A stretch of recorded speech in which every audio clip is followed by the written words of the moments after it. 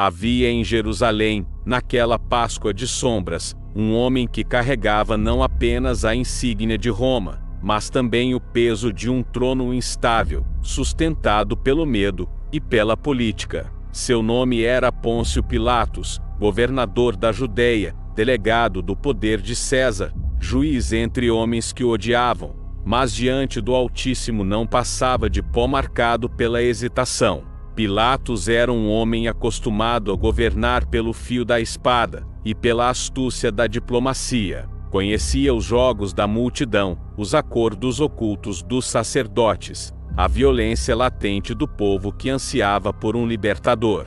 Porém, quando diante dele foi colocado Jesus de Nazaré, o silêncio do universo se abateu sobre o pretório. Não era apenas um julgamento humano, era a exposição da alma diante da verdade eterna. Jesus estava ali, açoitado, coroado de espinhos, mas sua dignidade era maior que qualquer coroa de ouro dos Césares. Pilatos, ao fitá-lo, percebeu algo que jamais havia visto em nenhum acusado.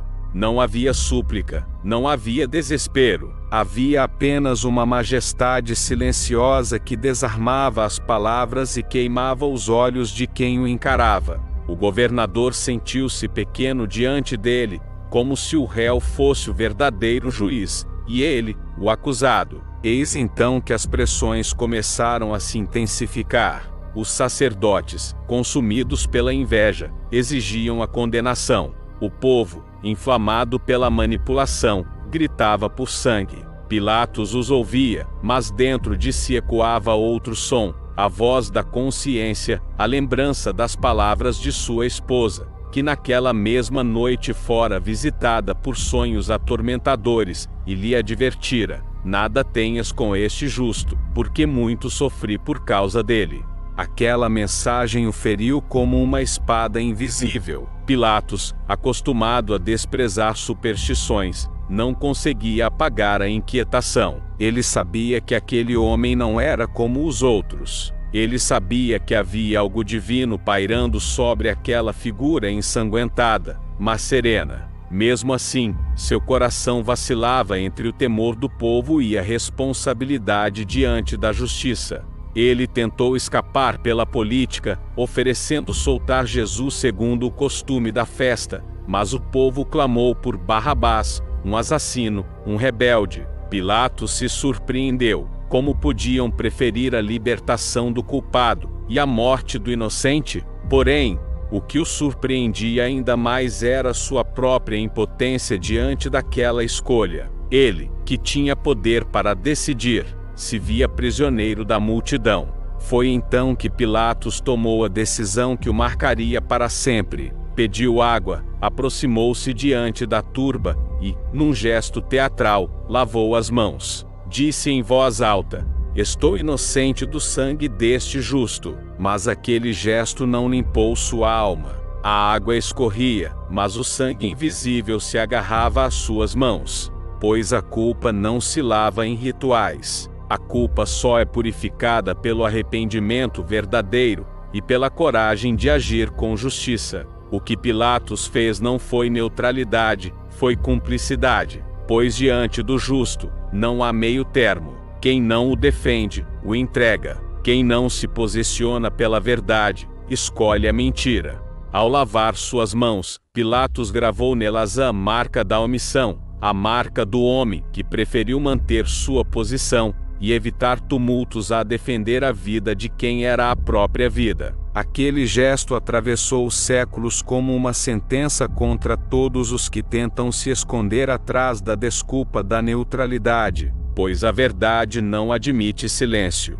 O sangue do inocente não pode ser evitado por mãos lavadas em água. Aquelas mãos permaneceram manchadas, não com sangue visível, mas com o peso do julgamento divino. Assim, a marca de Pilatos não foi apenas a covardia, mas a ilusão de que a responsabilidade pode ser afastada com um gesto simbólico. Ele acreditava ter transferido sua culpa ao povo, mas diante do trono eterno não há como fugir, pois o sangue do Cordeiro não apenas mancha, mas revela. E diante dessa revelação, Pilatos foi marcado como o homem que teve a verdade diante dos olhos, mas preferiu fechar-se no silêncio do medo. E o destino dos que se calam diante da verdade é este: carregam para sempre a marca das mãos que se lavaram em vão.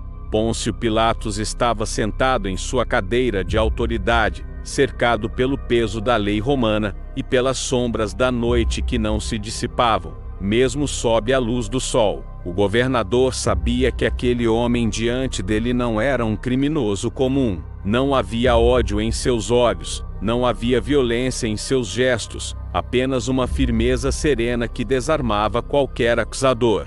E, no entanto, a multidão clamava: crucifica-o, crucifica-o. Ali, no eco ensurdecedor da praça, não era apenas a voz dos homens que soava, mas o rugido do coração humano, em rebelião contra o santo. Pilatos sentia isso. Ele não era judeu, não conhecia as Escrituras em profundidade, mas compreendia quando estava diante de algo que ultrapassava a política, a religião ou a justiça terrena.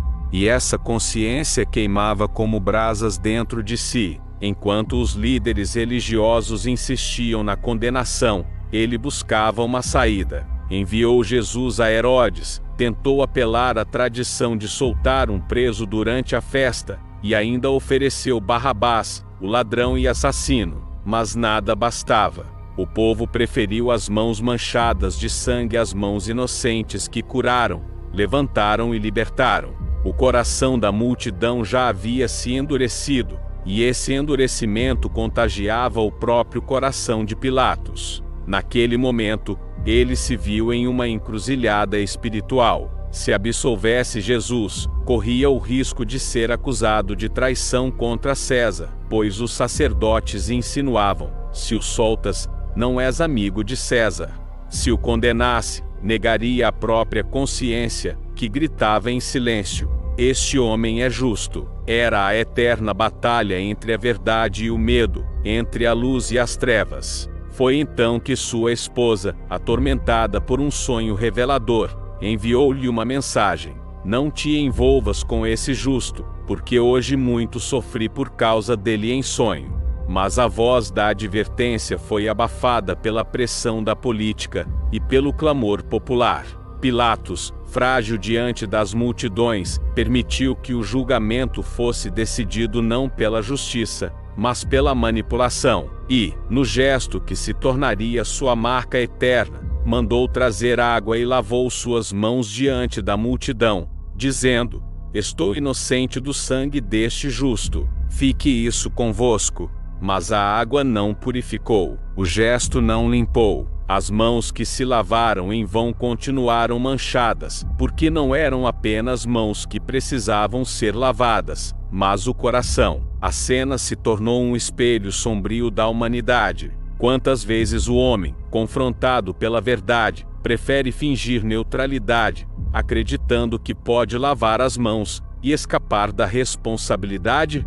Quantas vezes escolhe a aparência de inocência em vez da coragem da justiça? Pilatos acreditava que podia se isentar, mas sua marca não estava na água que escorria de seus dedos, e sim na decisão que tomou diante da eternidade. Ele entregou Jesus, entregou a vida, entregou o justo para que fosse ferido pelos injustos. E assim, o governador romano, que podia ter sido lembrado como aquele que libertou o Filho de Deus, tornou-se o símbolo da covardia disfarçada de prudência, da neutralidade que é, na verdade, cumplicidade. Porque diante do Filho do Homem, não existe neutralidade. Há apenas duas escolhas: a luz ou as trevas, a verdade ou a mentira, a justiça ou a condenação. Pilatos tentou caminhar pelo meio, mas sua tentativa de fuga o marcou para sempre.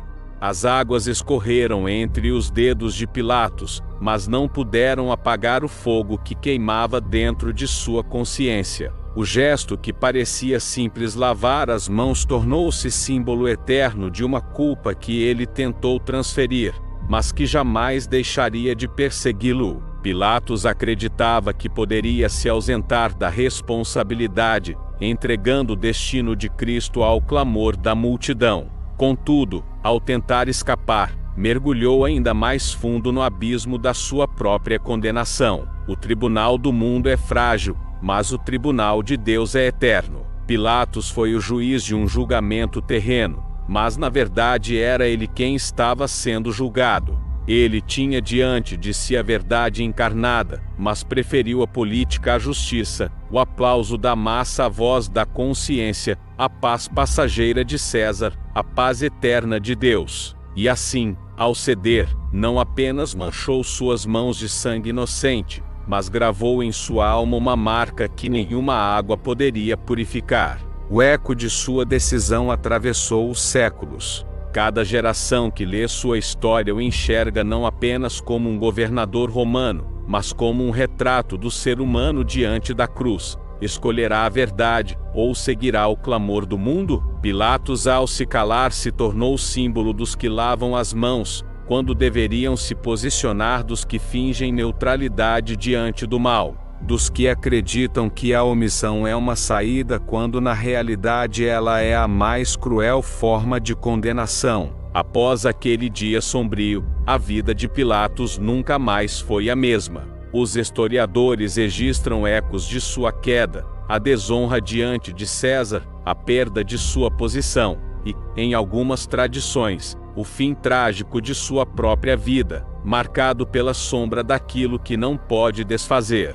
Seu nome se tornou sinônimo de covardia e de fuga da responsabilidade. E diante desse silêncio eterno, a lição é clara: não existe água suficiente no mundo para lavar as mãos da culpa, quando o coração permanece endurecido. Pilatos tentou se purificar externamente, mas esqueceu que a verdadeira limpeza vem apenas de dentro, do arrependimento, da entrega àquele mesmo Cristo que ele condenou. Assim, a marca que Pilatos carrega não é apenas a de um governador fraco, mas a de todo aquele que escolhe a indiferença diante da cruz. Ele é o espelho sombrio que nos alerta: quem se lava por fora e se endurece por dentro, já traz em si a sentença do juízo divino. Se esta história falou ao seu coração, não se esqueça de curtir, comentar, compartilhar e se inscrever no canal. Isso ajuda a levar mais longe as mensagens ocultas e profundas da palavra.